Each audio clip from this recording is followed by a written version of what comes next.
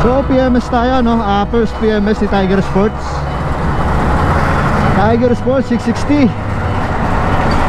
So ngayon nakaka 979 kilometers na tayo, no? So oras na para magpa-first PMS.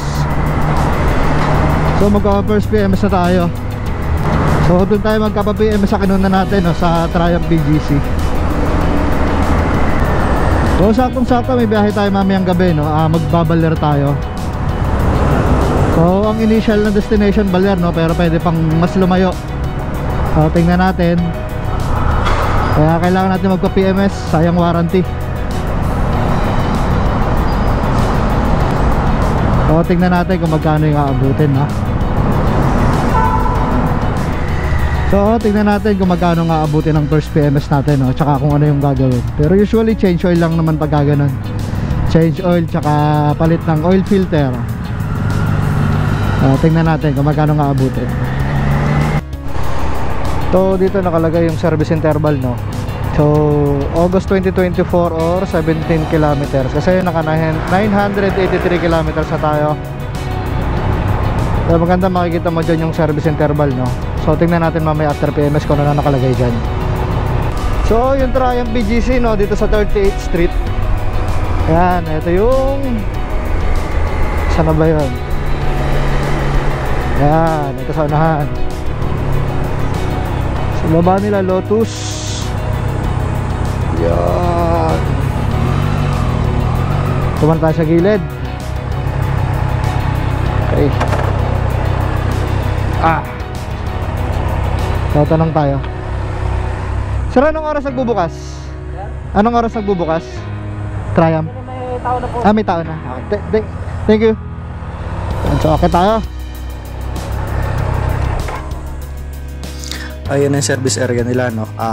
Change oil na yung bike. Ayun yung gamit na langis, no? Hindi ko mabasa.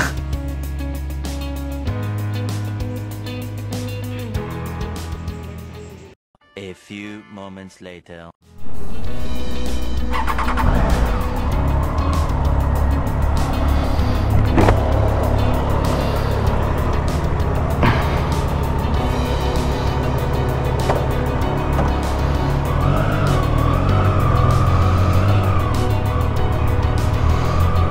So tapos na ang first change oil.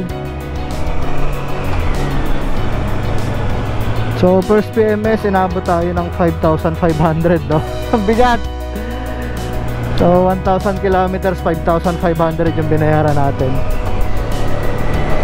Pero ang next change oil natin, alam nyo kung kailan? Next year. So after 1 year or 16 pagdating ng odo natin ng 16,000 kilometers, no? So parang ang nangyari is 15,000 kilometers yung interval. Grabe. So tingnan natin kung susundin ko yung ganong interval. Ayan, no? Kung kita nyo sa screen, no? May 2025. Then ayan, 15,999 yung aantayin natin. So yung naging labor is 1.5.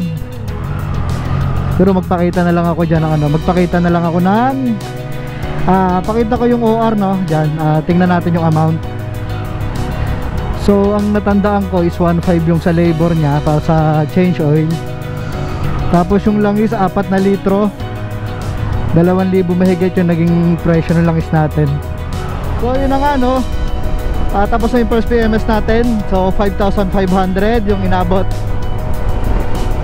Pero tulad ng sinabi ko kanina, after 15,000 or 1 year na ulit yung kasunod. So mahaba-habang panahon ulit para makaipon. Ang bigat eh. Parang ito lang yung nakita ko na ganun kahaba yung interval, no?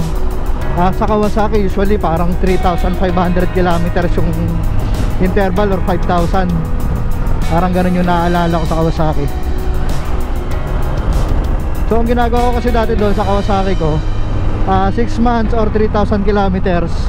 Kung alin yung mauna, so yun ang sinusunod ko. Pero dito 12 months or 15,000 kilometers, no? Napakalayo.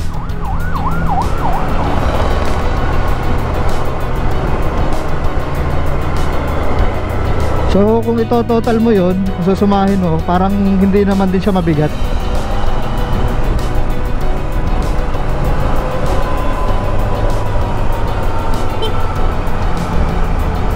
So abot kaya pa rin. So dun sa first 1,000 kilometers parang ang nangyari, no? Kasi 5,500. Parang ano, 5 piso, 550 per kilometer, no? So pwede mong gawin kada biyahe mo, kung makailang kilometers ka, times 5.5 mo. So kung maka 100 kilometers ka, magtabi ka ng 550, diba?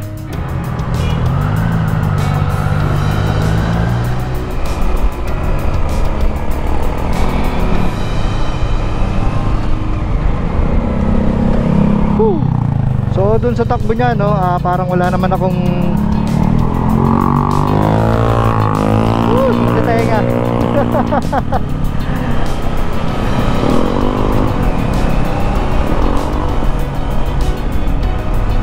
So dun sa takbo niya, no, parang wala namang nagbago. Sa shifting ganun pa rin. So tingnan natin after ilang kilometers pa siguro.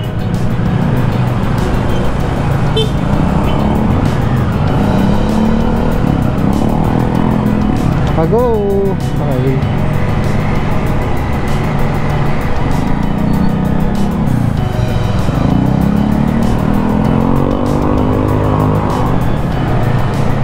So nilinisan din pala yung kadena, no, kasama sa PMS. So dun siguro naka-charge yung miscellaneous na ano, may miscellaneous charge na parang 250 o 200.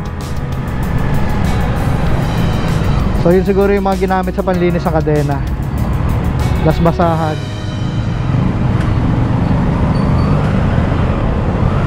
Then yung oil filter is 700.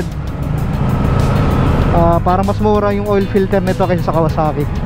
Parang 900 yata yung sa Kawasaki.